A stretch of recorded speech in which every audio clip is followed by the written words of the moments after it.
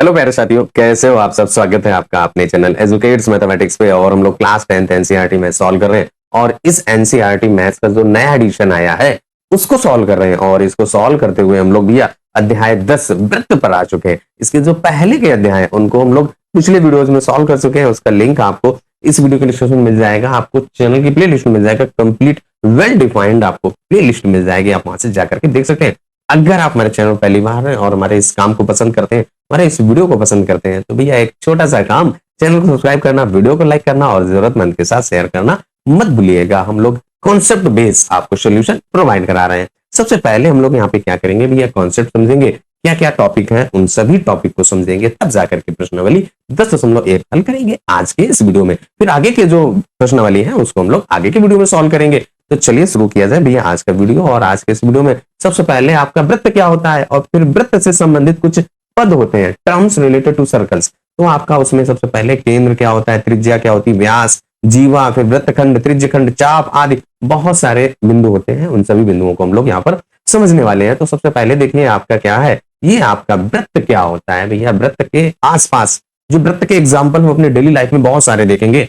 तो सबसे पहला जो बेस्ट एग्जाम्पल, आप जो साइकिल है, बाइसाइकिल है, मोटरसाइकिल चलाते हैं, उसमें जो पहिया लगा होता है वो कैसा होता है, वृत्ताकार होता है। इसके बाद जो घर पे आपके मम्मी है, मम्मी जो हाथ में चूड़ी या कंगन पहनती है वो कैसा होता है भैया, वृत्ताकार होता है। बहुत सारे उदाहरण, जो सिक्के आप रोज यूज करते हैं, 10 का सिक्का हो, चाहे 5 का, चाहे 1 का, चाहे 2 का, सभी कैसे हैं भैया, वृत्ताकार हैं। तो ये जो हमारे डेली लाइफ के उदाहरण थे, आप अपने आसपास बहुत सारे उदाहरण देखेंगे, उनमें से कुछ आपको बताया गया है और आप भी कुछ बता सकते हैं। तो सबसे पहले आपके ये तो उदाहरण थे। अब वृत्त की परिभाषा क्या होती है, वृत्त कैसे हम डिफाइन करें। तो देखिए हमारे पास कोई एक प्लेन है, जो आपका कॉपी का पेज है या आपका बुक का जो पेज है, या आप जो बोर्ड लगा हुआ है चाक बोर्ड में जिससे लिखा जाता है, व्हाइट बोर्ड कहें या ग्रीन बोर्ड कहें या ब्लैक बोर्ड कहें, उस पे आप कोई भी इस प्लेन पर, उनको सभी को प्लेन कहेंगे, और उस पे आप कोई एक बिंदु ले लीजिए। मान लो हमने एक ही बिंदु ले लिया और उसका नाम दे दीजिए। कोई भी अगर इस दुनिया में आया है भैया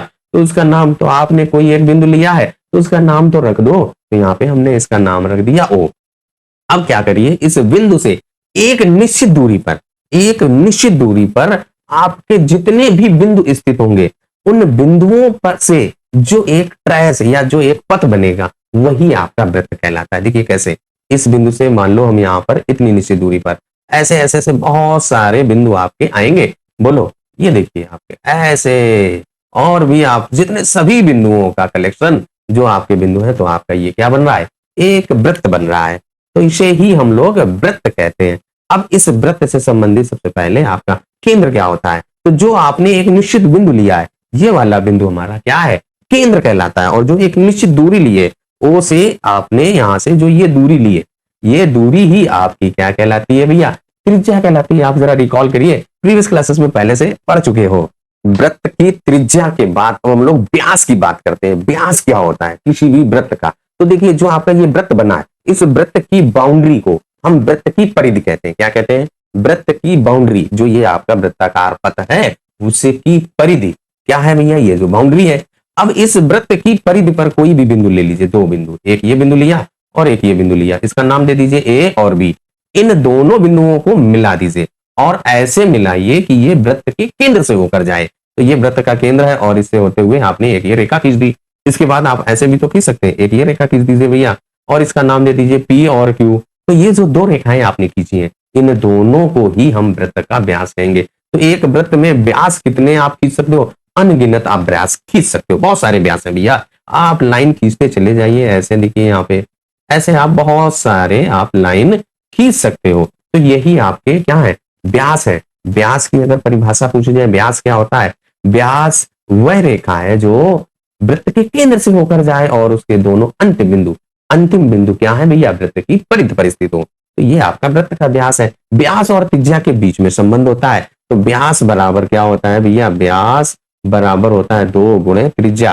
त्रिज्या का भैया 2 गुना होता है। जरा देख लिया जाए, ये वृत्त का आपका केंद्र ओ है और ओ ए और ओ बी, ये ध्यान दो, ओ ए और ओ बी क्या है भैया, वृत्त की त्रिज्याएं हैं। और वृत्त की त्रिज्याएं भैया समान होती हैं एक निश्चित दूरी पर।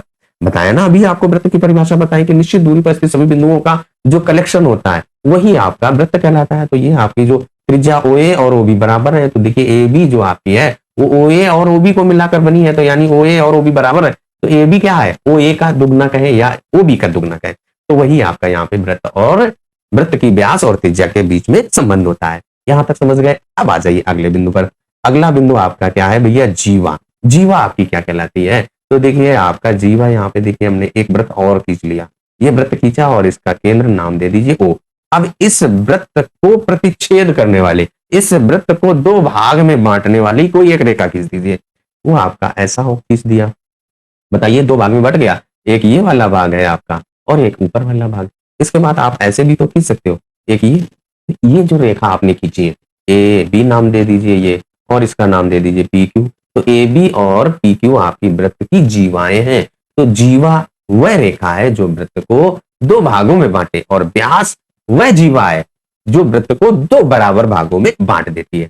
और एक ये भी कह सकते हैं कि वृत्त की अधिकतम लंबाई की जो जीवा है वो व्यास है। देखिए आप यहां से ऐसे ऐसे खींचते चले जाएंगे, तो जब आप केंद्र से होकर जाने वाली जो जीवा खींचेंगे वही आपकी सबसे बड़ी होगी। लार्जेस्ट जीवा क्या है, वृत्त का व्यास है। ये पॉइंट ध्यान रखना है, कभी कभी एग्जाम में पूछ लिया जाता है भैया, जब आप ऑब्जेक्टिव प्रश्न, आप तो 20 ऑब्जेक्टिव प्रश्न आते हैं भैया, इस बात का भी ध्यान रखना है। ऑब्जेक्टिव प्रश्न को भी हम सॉल्व कराएंगे, जरा एग्जाम के नजदीक आने दो तब हम सॉल्व कराएंगे। तो अब यहाँ पे देखिए क्या है भैया, तो जो आपकी जीवा है वो वृत्त को दो भागों में बांटती है, और वृत्त की व्यास को जीवा कह सकते हैं, बिल्कुल कह सकते हैं, लेकिन जीवा को व्यास कंपलसरी नहीं कह सकते, हो सकता है लेकिन कंपलसरी नहीं कह सकते, ये बात ध्यान रखना है। अब इसके बाद जीवा के बाद आ जाइए अगले बिंदु पर, चाप। आप समझ लीजिए चाप क्या होता है भैया, चाप क्या है, वृत्त का एक भाग है। जैसे आपको कोई एक वृत्त बनाना हो और आपने ऐसे खींच लिया और ये केंद्र ले लिया, और यहां से ऐसे आधा या थोड़ा सा भाग जो आपका है वही वृत्त का चाप कहलाएगा। इसमें अगर हम बात करें तो यहां से यहां तक मान लो ये वाला जो हमने हाईलाइट किया, ये नाम दिया आपने P और ये नाम दे दो R, ये PR। तो P से लेकर के R तक जो आपका है वो आपका क्या है, चाप कहलाएगा। एक वृत्त आप यहाँ पे और छोटा सा खींच लीजिए, ये वृत्त आपने खींचा है, इसका दूसरा कलर हाईलाइट कर ले जिससे कि आपको चाप पहचानने में आसानी रहे। ये आपका वृत्त का केंद्र है और यहां से यहां तक का आपने वृत्त का चाप ये देखिए हाईलाइट कर दिया है भाई। अब ये आप इसका नाम दे दीजिए AB, और ये बिंदु यहाँ पे X और इधर आपका Y। अब A से B तक का है वो आपका AB चाप है, AB, और उसको ऐसे दिखाते हैं, छोटा सा भाग होता है सर्कल का, ये बात ध्यान रखो। अब देखिए आपके यहाँ पे दो चाप बन रहे हैं, एक आपका है AXB और एक आपका देखिए AYB, यहां से AYB ये वाला इस कलर वाला एक हमने हाईलाइट किया है। अब यहाँ पे जब दो आपके चाप हैं, एक छोटा दिख रहा होगा एक बड़ा, तो छोटे वाले को हम लोग क्या कहते हैं भैया, लघु चाप। क्या कहोगे, लघु चाप। और इसके बाद जो बड़ा है उसको आप क्या कहोगे भैया, दीर्घ चाप कहोगे, ये बात ध्यान रखना। तो आपका लघु चाप क्या है, जो छोटा हिस्सा है, और दीर्घ चाप क्या है, जो बड़ा हिस्सा है। ये आपको समझ में आया हो। अगर आपको कोई भी डाउट है तो आप कमेंट करके जरूर बताइएगा, पर्टिकुलर कमेंट्स का सोल्यूशन आपको मिलने वाला है। हम जो एक एक कमेंट आपका पढ़ते हैं और फिर उसके बाद उसका रिप्लाई भी देते हैं। तो अगर आपको कोई भी डाउट हो, कहीं भी कोई समझ में नहीं आ रहा है, तो आप जरूर कमेंट करिएगा। अब आ जाइए अगले बिंदु पर। अगला जो बिंदु आपका है भैया, वृत्तखंड और त्रिज्यखंड। देखिए जो शब्द है वहीं से आपका मतलब निकलता है। तो वृत्तखंड, वृत्त माने वृत्तखंड माने भाग, तो वृत्त का कोई एक भाग। तो इसके लिए आप देखिए यहाँ पे हमारे पास एक वृत्त बना हुआ है, इस वृत्त की कोई एक जीवा खींच दीजिए और उसका नाम दे दीजिए भैया AB। अब इस AB जीवा के द्वारा आपका वृत्त दो भागों में बट रहा है। तो ये एक आपका यहाँ पे ये वाला हिस्सा है भैया, इसे ही हम लोग वृत्तखंड कहेंगे, और एक आपका ये वाला हिस्सा है भाई इधर वाला ये, तो आपके दो भागों में बट रहा है। तो एक आपका छोटा भाग है, एक लघु हो जाएगा, और एक बड़ा भाग है वो दीर्घ वृत्तखंड। तो इस वाले को आप लघु वृत्तखंड कहेंगे। क्या कहेंगे, लघु वृत्तखंड कहेंगे। और जो आपका ये इधर बड़ा वाला है उसे हम लोग दीर्घ वृत्तखंड कहेंगे। क्या कहेंगे, दीर्घ वृत्तखंड। देखिए आपका जो वृत्तखंड है, वृत्त को दो भागों में बांट देना, वृत्त को खंडित कर देना, यही आपका वृत्तखंड कहलाता है। इसके बाद त्रिज्यखंड। त्रिज्यखंड आपका देखिए शब्द पकड़िए भैया, त्रिज्य माने त्रिज्या और खंड माने खंडित करना। जो वृत्त त्रिज्याओं के द्वारा खंडित होता है उसे हम त्रिज्यखंड कहते हैं। तो इसके लिए देखिए आप एक ये त्रिज्या खींचिए और एक ये त्रिज्या खींचिए, इसके द्वारा ये आपका एक हिस्सा बट गया है भैया। इसे ही हम लोग क्या कहेंगे, त्रिज्य खंड कहेंगे। ये आपका क्या है भैया, त्रिज्य खंड। तो यहाँ पे लिख दो भैया इसे हम त्रिज्य खंड। अब आपका एक ये वाला हिस्सा है और एक बाहर ऊपर देखिए, ऊपर भी तो बन रहा है ये वाला, इसे भी तो आप त्रिज्य खंड कहेंगे। ये भी तो त्रिज्या के द्वारा विभाजित हो रहा है।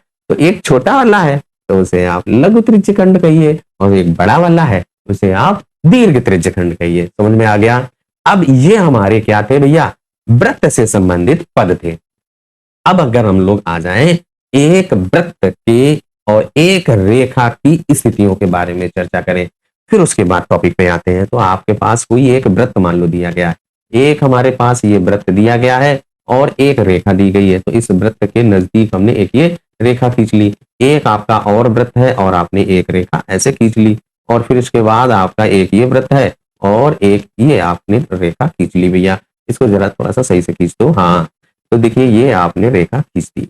तो आप एक वृत्त और एक रेखा की तीन स्थितियां पाते हैं। पहली स्थिति ये, और दूसरी ये वाली, और तीसरी ये आपकी तीन स्थितियां समझ गए कि नहीं समझ गए। अगर आपके पास कोई एक वृत्त दिया गया है और एक रेखा खंड दी गई है, तो उन वृत्त और एक रेखा के स्थितियों की बात की जाए तो तीन स्थितियां बनती हैं। एक ऐसा होगा कि वृत्त को बिना छुए भी निकल जाए, दूर दूर रहे, कोई भी संपर्क ना रहे। एक ऐसी होगी जो वृत्त को कहीं ना कहीं काटते हुए निकल जाए, तो इसे हम लोग छेदक, वृत्त को छेद रही है तो इसे हम लोग छेदक रेखा कहेंगे। क्या कहेंगे, छेदक रेखा कहेंगे भैया, वृत्त की छेदक रेखा है।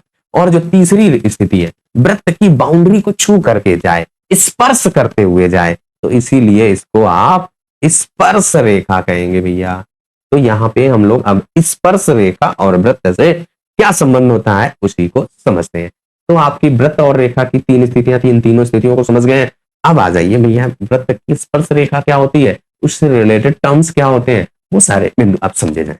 वृत्त की स्पर्श रेखा का अगर उदाहरण की बात की जाए तो सबसे बेस्ट उदाहरण आपका कुएं पर पानी। अब आजकल तो ऐसा भरा नहीं जाता है कुएं पर पानी, अब तो हैंडपैप और सबमर्सिबल मोटर लगे हुए हैं घर घर में, बस केवल बटन दबाया और दर दर ऊपर पहुंच गया, और टैप लगे हुए हैं, उन टैप को खोला और पानी आ जाता है। लेकिन बहुत पहले जो है क्या होता था, गाँव में पानी कुएं के द्वारा भरा जाता था। उसमें आपकी एक गिरनी लगती थी, कुएं में पानी निकालने के लिए जो गिरनी को आपने देखा होगा, और आपके सामने देखिए एक आकृति बनी हुई है, उसमें आपका एक लड़का या एक व्यक्ति पानी इस कुएं से भर रहा है। तो जो गिरनी, जो एक आपका वृत्त ये बना हुआ है, वृत्ताकार है भैया, उसमें देखेंगे आपका रस्सी ये जो निकल रही है, इस रस्सी के द्वारा ये वृत्त है और उस पर एक ये रेखा नीचे जा रही है। तो ये आपका कैसा है, एक स्पर्श करते हुए जा रही है। तो ये स्पर्श रेखा का सबसे बेस्ट उदाहरण है। तो यहाँ पे गिरनी के दोनों ओर की जो रस्सी है, उनकी स्थिति को अगर आप देखेंगे तो ये आपकी स्पर्श रेखाएं कहलाएंगी, जो एक खींच रहा है और एक जो नीचे जा रहा है।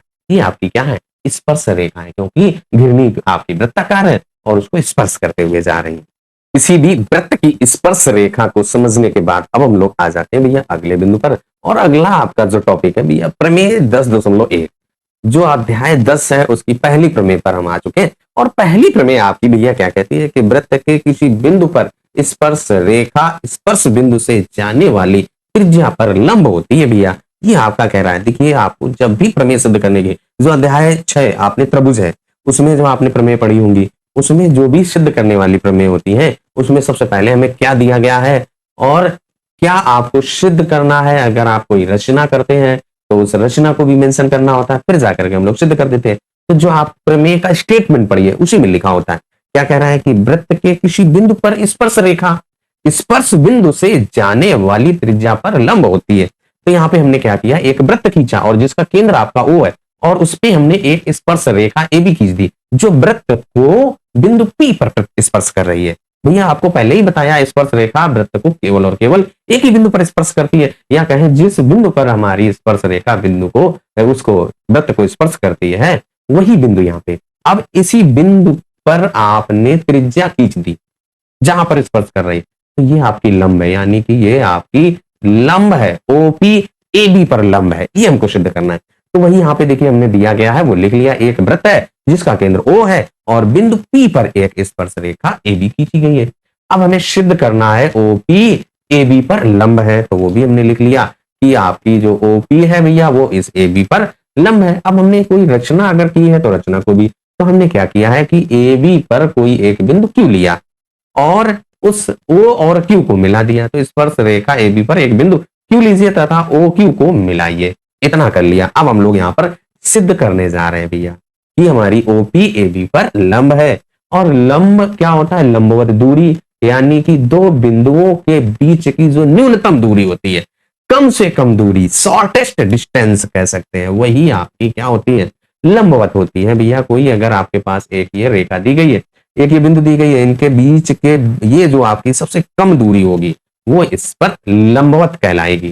तो अगर हम किसी तरीके से ये सिद्ध कर दें कि जो ओपी है वो आपकी क्या है? न्यूनतम दूरी है इस स्पर्श रेखा ए बी और केंद्र के बीच की, तो समझ जाइएगा कि ओपी ए बी पर लंब है। तो यहाँ पे बिंदु क्यू ए बी पर स्थित एक बिंदु है, जो हमने एक बिंदु क्यू लिया इस रेखाखंड ए बी पर। अब इसके बाद क्यू वृत्त के बाहर है। चित्र में आप देखिए वृत्त के बाहर है कि नहीं। अगर आप थोड़ी देर के लिए मान लेते हैं कि हमारा वृत्त के अंदर है, तो वृत्त के अंदर वाली स्थिति कैसी बनेगी? ऐसी बनेगी।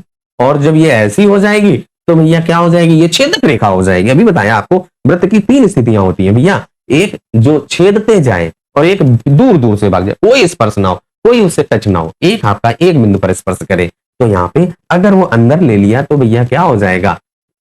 छेदक रेखा हो जाएगी, है ना। तो वो संभव नहीं है। तो यहाँ पे हमने क्या किया, यानी जो हमारा वृत्त का जो ये क्यू है वो वृत्त के बाहर है। यहां तक समझ में आया?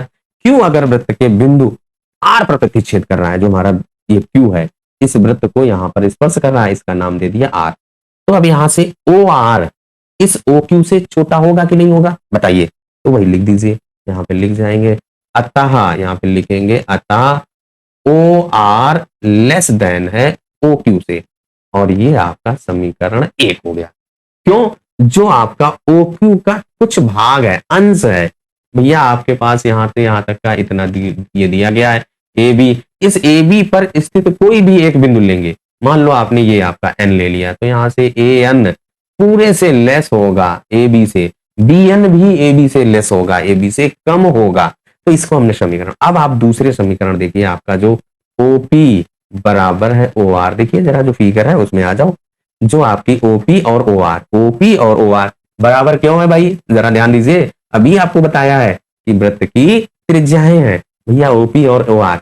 किसी भी वृत्त की परिधि पर स्थित बिंदु और केंद्र को मिलाने पर जो रेखा प्राप्त होती है वही तो आपकी वृत्त की त्रिज्या कहलाती है। तो ओपी और ओ आर हमारी वृत्त की त्रिज्याएं हैं, तो वही यहाँ पे लिख दो रेडियाई, यानी कि त्रिज्याएं आपकी है। तो यहाँ पे लिख देंगे वृत्त की त्रिज्या, त्रिज्याएं हैं भैया, ये दोनों आपकी क्या है? वृत्त की त्रिज्याएं। और इसको आप दूसरा समीकरण दे दीजिए। अब जरा समीकरण एक और दो को ध्यान से देखिए। ओ आर लेस देन है ओ क्यू और ओपी बराबर है ओ आर, तो जो ओ आर है उसकी जगह पे ओपी लिख सकते हैं। अतः यहाँ पे देखिए ओपी लेस देन है ओ क्यू से, OP less than O Q. अब जरा फिगर पे आ जाओ, ओपी इस लेस देन ओ क्यू से कम है। इसका मतलब यहाँ पे क्या हुआ कि जो ओपी है वो आपकी ए बी से न्यूनतम दूरी है, ओ और ए बी के बीच की न्यूनतम दूरी है। अतः ओपी ए बी पर लंब हो जाएगी। अभी आपको स्टार्टिंग में बताया, किसी तरीके से हम ये सिद्ध कर दें कि भैया ओपी मिनिमम डिस्टेंस है, कम से कम दूरी है। तो भैया जब कम से कम दूरी है तो इसका मतलब वो इस पर लंबवत होगी। वही चीज हम यहाँ पे लिख देते हैं। सेम चीज आपकी मेंशन हो गई कि जो ओपी ए बी से न्यूनतम दूरी है भैया, जो हमारी ये स्पर्श रेखा ए बी थी उससे। भाई देखिए क्या है, आप कोई भी बिंदु यहाँ पे कम से कम जहां कहीं भी जो आप बिंदु लेंगे तो वो बाहर ही होंगे। प्रत्येक बिंदु के लिए आपका ये सत्य होगा कि ओपी ही सबसे मिनिमम दूरी है। तो अब जब आपकी मिनिमम दूरी हो गई, न्यूनतम दूरी हो गई, तो वो आपकी ओपी ए बी पर लंबवत होगी। अब यहां से एक चीज आपको और समझ में आ जानी चाहिए कि जो आपका एक बिंदु पी है, इसका मतलब एक ही बिंदु पर स्पर्श रेखा किसी भी वृत्त को स्पर्श करेगी। ये बिंदु आपको यहां से समझ में आ जाना चाहिए। अब हमारी जो प्रमेय 10.1 है वो भी अब पूरी हो जाती है। अब आ जाओ अगले बिंदु पर। अब हम लोग प्रश्नावली 10.1 पर आ चुके हैं, और जो हमारी प्रश्नावली 10.1 है और उस प्रश्नावली का भैया पहला प्रश्न आपका क्या कह रहा है कि एक वृत्त की कितनी स्पर्श रेखाएं हो सकती हैं। तो उसके लिए सबसे पहले भैया आप क्या करिए, एक वृत्त खींचिए। तो यहाँ पे एक वृत्त खींच लिया हम लोगों ने। अब जरा आप हमको यहाँ पे वृत्त का केंद्र लीजिए, आप ये जरा गिन के बताओ, एक वृत्त पर जो ये आपका वृत्त है इस पर कितने बिंदु स्थित है। तो अभी हमने आपको जब वृत्त की परिभाषा बताई थी तो क्या बताया था कि कोई एक फिक्स्ड बिंदु ले लीजिए, एक प्लेन पर निश्चित बिंदु ले लीजिए और उस निश्चित बिंदु से एक निश्चित दूरी पर स्थित जो भी आपके बिंदु है उन बिंदुओं का जो कलेक्शन है वही आपका वृत्त कहलाता है। आप अनगिनत जो बिंदु है भैया, ये जो आपके बिंदु है वो आपके क्या बना रहे हैं, एक वृत्त बना रहे हैं। तो ऐसे ही जब आपके बहुत सारे देखिए यहाँ पे वृत्त पर बिंदु पर बिंदु, बिंदु पर बिंदु ऐसे रखते चले जाओगे तो भैया जब अनेक बिंदु रखोगे तब जाकर के एक वृत्त बन गया। तो एक वृत्त पर स्पर्श रेखा एक बिंदु पर स्पर्श करती है, एक बिंदु पर एक रेखा, दो बिंदु पर दो स्पर्श रेखाएं खींच सकते हैं, तीन बिंदु पर तीन स्पर्श रेखाएं। अब आपके पास कितने बिंदु हैं? अपरिमित रूप से अनेक है, अनंत है बिंदु, इनको हम गिन ही नहीं सकते। बिल्कुल छोटा छोटा गिनोगे तब भी, फिर आप बहुत सारा माइक्रोस्कोप से देखोगे भैया, टेलीस्कोप जो आपको बहुत छोटे छोटे उन बिंदुओं से छोटे छोटे बिंदु देखोगे तब भी आपके अनंत बिंदु है। तो यानी कि जब आप स्पर्श रेखा अनंत बिंदु है तो स्पर्श रेखाएं भी अनंत होगी भैया। आपको स्पर्श रेखा की परिभाषा भी वह रेखा जो वृत्त को स्पर्श करते हुए जाए, तो जहां पर स्पर्श करेगी केवल और केवल एक बिंदु होगा और एक बिंदु पर एक स्पर्श रेखा। 10 बिंदु अगर होते तो 10 स्पर्श रेखाएं होती, हमारे पास तो हजारों लाखों अनंत हैं। तो आप भैया अनंत स्पर्श रेखाएं खींच सकते हैं। तो पहला आपका जो है भैया अपरिमित रूप से अनेक रेखाएं यानी कि अनंत रेखाएं खींच सकते हैं। अपरिमित रूप से अनेक रेखाएं हम लोग खींच सकते हैं। पहले प्रश्न का एक्सप्लेनेशन आपको अगर समझ में आया हो तो कमेंट करके जरूर बताइए, अगर कोई डाउट हो तो उसको भी आप बताइएगा, पर्टिकुलर डाउट को सॉल्व किया जाएगा। अब आ जाओ भैया अगले बिंदु पर। अगला आपका जो दूसरा प्रश्न क्या कह रहा है कि रिक्त स्थानों की पूर्ति कीजिए। जो पहला भाग क्या कह रहा है, किसी वृत्त की स्पर्श रेखा उसे बिंदुओं पर प्रतिच्छेद करती है। तो कितने बिंदुओं पर? एक बिंदु पर भैया प्रतिच्छेद करती है, उसको हम लोग यहीं पे लिख देंगे। अब इसके बाद वृत्त को दो बिंदुओं पर प्रतिच्छेद करने वाली रेखा को, भैया दो बिंदुओं पर प्रतिच्छेद करने वाली रेखा को क्या कहते हैं? आपने शुरुआत में हमने बताया है, एक ये वृत्त है, इसको दो बिंदुओं पर ऐसे रेखा प्रतिच्छेद कर रही है। एक ये देखिए आपका बिंदु है भाई और एक ये बिंदु है, तो इसे क्या कहोगे भैया? छेदक रेखा कहते हैं। क्या कहते हैं भैया? छेदक रेखा, जो आपको वृत्त को दो जगह स्पर्श करे, दो जगह काटे, दो जगह प्रतिच्छेद करे, उसे हम छेदक रेखा। पहली कंडीशन बताई थी एक रेखा और एक वृत्त की पहली कंडीशन आपको बताई थी कि वो दूर दूर से गुजर जाए, और दूसरे वाले में जब उसको दो भागों में बांटते हुए दो जगह पे छेद कर दे, वृत्त में छेद करते हुए निकल जाए, तो इसलिए छेदक रेखा। अब आ जाओ तीसरे वाले पर। एक वृत्त की समांतर स्पर्श रेखाएं हो सकती हैं, तो उसको जरा भैया फिगर बनाते हुए आपको एक्सप्लेन कर दिया जाए। तो मान लो आपके पास कोई एक वृत्त यहां पर दिया गया है।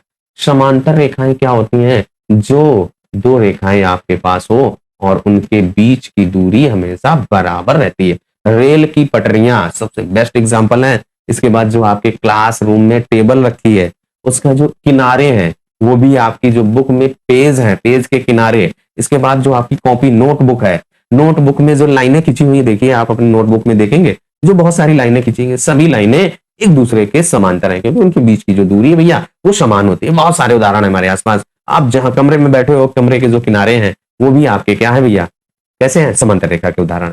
अब यहाँ पे हमारे पास क्या है? एक ये वृत्त दिया गया है, इसका केंद्र दिया गया है और इसके बाद इनके बीच की जो न्यूनतम दूरी ये आपका व्यास है। तो जब आपका व्यास पर एक ये रेखा खींच सकते हो और एक ये रेखा खींच सकते हो, बताओ आप अगर कहते हो ऐसे नहीं मैं ऐसे खींचूं, कैसे भी खींचो, ये लिया आपने वृत्त को ऐसे खींच लिया व्यास को और यहां से आपने रेखा ऐसे खींच दी स्पर्श करते हुए एक रेखा, तो केवल और केवल आप दो स्पर्श रेखाएं खींच सकते हैं जो एक दूसरे के समांतर हो और इसके अलावा कोई भी नहीं, क्योंकि जो इनके बीच का ये 90 अंश का कोण है ना, तो वही तो आपने अभी प्रमेय 10.1 में सिद्ध किया था। स्पर्श बिंदु से और त्रिज्या को मिलाएंगे तो वो स्पर्श रेखा पर लंबवत होती है। तो यहाँ पे आ जाओ भैया, भैया यहाँ पे कितने? एक वृत्त की दो समांतर स्पर्श रेखाएं हो सकती हैं। तो यहाँ पे क्या हो जाएगा? दो हो जाएंगी। अब आपका जो चौथा भाग है वो क्या कह रहा है? वृत्त तथा उसकी स्पर्श रेखा के उभयनिष्ठ बिंदु को, भैया अभी आपने जो यहाँ पे देखिए क्या है, ये स्पर्श रेखा है, ये आपकी वृत्त की ये बिंदु आपका क्या कहलाएगा? स्पर्श बिंदु कहलाता है भैया। जहां पर स्पर्श करता है उसे हम स्पर्श बिंदु कहते हैं। तो यही बात यहाँ पर लिख दीजिए। क्या कहेंगे भैया? वृत्त तथा उसकी स्पर्श रेखा के उभयनिष्ठ बिंदु को स्पर्श बिंदु कहते हैं। तो तो यहाँ पे स्पर्श बिंदु लिख दीजिए भैया। और आपका जो पहला और दूसरा दोनों प्रश्न सॉल्व हो जाते हैं। हमारा एक्सप्लेनेशन कैसा लगा कमेंट करके जरूर बताइएगा। अब आ जाओ तीसरे वाले प्रश्न पर। और तीसरा प्रश्न आपका क्या कह रहा है कि 5 सेमी त्रिज्या वाले एक वृत्त के बिंदु P पर स्पर्श रेखा PQ केंद्र O से जाने वाली एक रेखा से बिंदु Q पर इस प्रकार मिलती है कि OQ बराबर 12 सेंटीमीटर, PQ की लंबाई है। तो भैया सबसे पहले जो आपका यहाँ पे जो दिया गया है उसका हम लोग फिगर बनाते हैं और फिर सॉल्व कर देते हैं। आइए नोट करते हुए फिगर बनाते हुए सॉल्व करते हैं। एक वृत्त हम लोगों ने खींचा और जिसकी त्रिज्या कितनी है भैया 5 सेंटीमीटर।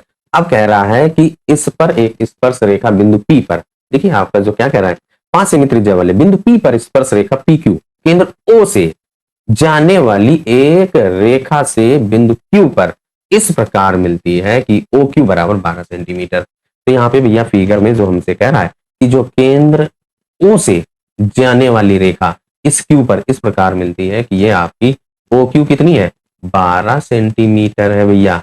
और ये आपकी जो त्रिज्या है वो कितनी है भैया 5 सेंटीमीटर है। अब हमसे PQ की लंबाई ये वाली ज्ञात करने के लिए कह रहा है। और अभी प्रमेय 10.1 में हम लोगों ने क्या पढ़ा है कि जो आपकी स्पर्श रेखा के स्पर्श बिंदु से त्रिज्या उस स्पर्श रेखा पर लंबवत होती है। तो ये वाला कोण क्या है भैया 90 अंश का हो जाएगा। कोण OPQ बराबर 90 अंश का। अतः यहाँ पे लिख दीजिए अतः त्रिभुज कौन सा OPQ एक समकोण त्रिभुज बन गया। कैसा है भैया एक 90 अंश का हो गया समकोण त्रिभुज है। और समकोण त्रिभुज में आपने पाइथागोरस प्रमेय पढ़ी है कि कर्ण का वर्ग बराबर आधार का वर्ग धन लंब का वर्ग। कर्ण क्या होता है 90 अंश के सामने वाली भुजा। 90 के सामने वाली भुजा आपकी OQ है। तो यहाँ पे लिख दीजिए त्रिभुज OPQ में कर्ण आपका OQ है तो OQ का वर्ग बराबर OP का वर्ग और धन PQ का वर्ग। यहाँ पे PQ का वर्ग जो आधार और लंब किसी एक को आधार PQ का वर्ग धन OP का वर्ग। अब यहाँ पे OQ और OP का मान रख दीजिए PQ आ जाएगी। OP कितना है भैया 12 है। OQ बराबर 12 सेंटीमीटर। आप प्रश्न में भी देखेंगे कि OQ बराबर आपका 12 सेंटीमीटर OQ दिया गया है। OQ बराबर 12 सेंटीमीटर PQ की लंबाई ज्ञात करने के लिए कह रहा है। तो यहाँ पे 12 बराबर OP हमारी वृत्त की त्रिज्या जो कि 5 सेंटीमीटर है 5 का वर्ग धन PQ का वर्ग। अब इसके बाद इसको हमें हल कर देना है भैया। 12 का वर्ग कितना होता है भैया 144 बराबर 5 का वर्ग 25 और धन PQ का वर्ग। तो यहाँ से आप PQ का वर्ग बराबर क्या हो जाएगा 144 और ये 25 आएगा लेफ्ट साइड तो माइनस हो जाएगा तो माइनस का 25। अब आप यही यहाँ पे सॉल्व कर दीजिए भैया। तो PQ का वर्ग बराबर क्या हो जाएगा यहाँ से 144 से 125 घटाइए तो 119 बचेगा। 144 से 25 घटाने पर तो यहाँ पे आपका PQ बराबर अंडर रूट में 119। ये जो घात 2 है इधर वर्गमूल बन जाएगा। अब आप प्रश्न पे आ जाओ। देखो अंडर रूट 119 कहाँ पे है ये है। इसका मतलब जो आपका विकल्प डी है वो सही हो जाता है। ये ऑब्जेक्टिव टाइप का प्रश्न है भैया बोर्ड एग्जाम में आता भी है। और जो आपकी प्रमेय 10.1 अभी हम लोगों ने सिद्ध की है उसको भी बहुत ध्यान रखिएगा। कई बार पूछी गई है बहुत बार 11 12 13 14 15 तो लगातार पूछी गई है। तो आप ये बात ध्यान रखिएगा कि जो प्रमेय 10.1 है उसको भी सिद्ध करना और जो हमारा ये ऑब्जेक्टिव टाइप का था वो भी सॉल्व हो गया। अब आ जाओ भैया चौथे प्रश्न पर यानी कि प्रश्नावली 10.1 का आखिरी प्रश्न आपका क्या कह रहा है। एक वृत्त खींचिए भैया। एक वृत्त हम लोग खींच लेंगे। अब और एक दी गई रेखा के समांतर 2 ऐसी रेखाएं खींचिए कि उनमें से एक स्पर्श रेखा हो तथा दूसरी छेदक रेखा हो। तो भैया स्पर्श रेखाएं खींचना हम लोग पहले से सीख चुके हैं। केवल और केवल आपको यहाँ पे रचना वाला है। तो हम यहाँ पे क्या करेंगे आपको अभी एक स्पर्श रेखा और एक छेदक रेखा खींचना बताएंगे। एक वृत्त खींचने के लिए कह रहा था हमने एक वृत्त खींच लिया और उसका केंद्र नाम दे दिया O।